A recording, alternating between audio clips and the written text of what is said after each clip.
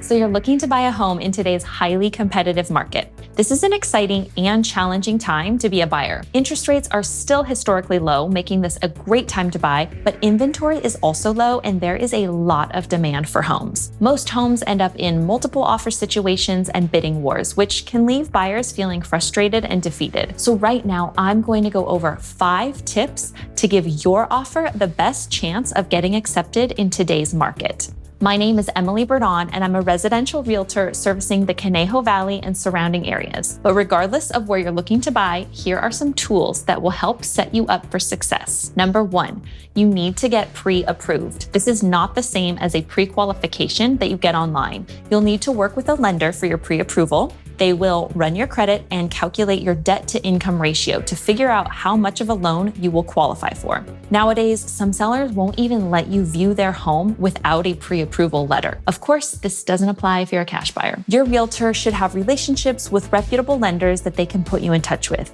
You can also ask family and friends for referrals. An important note when picking a lender, while online lenders can be a great option to explore when it comes to refinancing, they can fall short with getting you approved in the final stages, especially if things get a little complicated. So I always recommend working with a lender that you have a personal connection with for a purchase so that you don't risk missing out on getting the home of your dreams. Okay, number 2, when looking at homes, think of it as if you are auditioning for the home. Nowadays, most homes have Ring video doorbells and Nest cameras. So just assume that in every home you walk into, you are being watched by the seller. And if you insult the home, you are in effect insulting the seller. Imagine someone walking into your kitchen and saying, "Ugh, WTF were they thinking with that backsplash?" And then that person puts in an offer on your home, along with 10 other people. Would you choose the person who insulted your home? Probably not.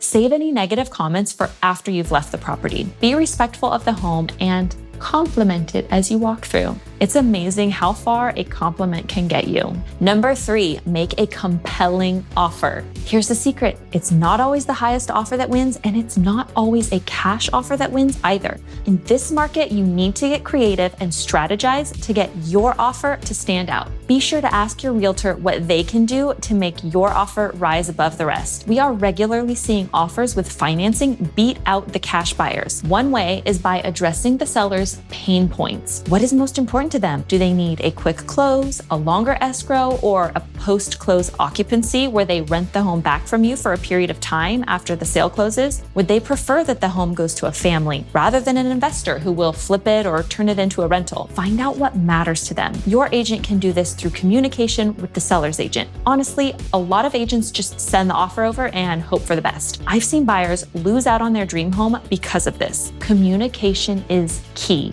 If you show the selling side that you are easy to communicate with and easy to work with, they are more likely to want to work with you.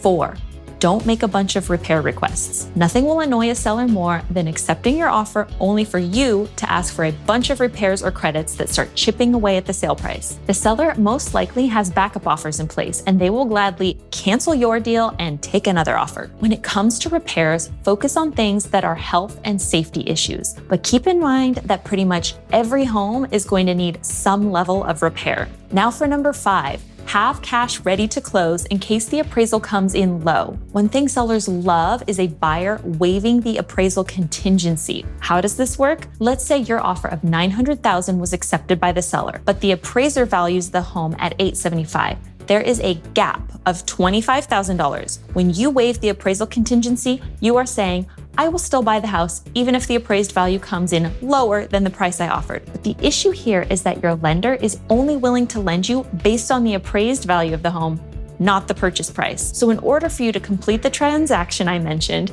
you would need to bring an additional $25,000 to the table on top of your down payment and closing costs. Make sure you have some money set aside for this, as appraisers are sometimes lagging behind the market as home prices escalate. Okay, so that touches on a few of my tips for getting your offer accepted in today's highly competitive market. But what if you need to sell your current home before you can buy a new home? Well, then you're gonna wanna watch my next video where I go over 6 tips for getting top dollar for your home. A link to this next video is below. If you have any questions about today's home buying process in the Conejo Valley, or you want more details on creative strategies that are helping buyers get their offers accepted, feel free to reach out. I'd be happy to help. My contact info is below. Some people say realtor. I'm a realtor. I'm a realtor. I kind of like realtor. No. No? It's wrong. I like, okay, whatever. You're the professional. I'm going to turn the camera off.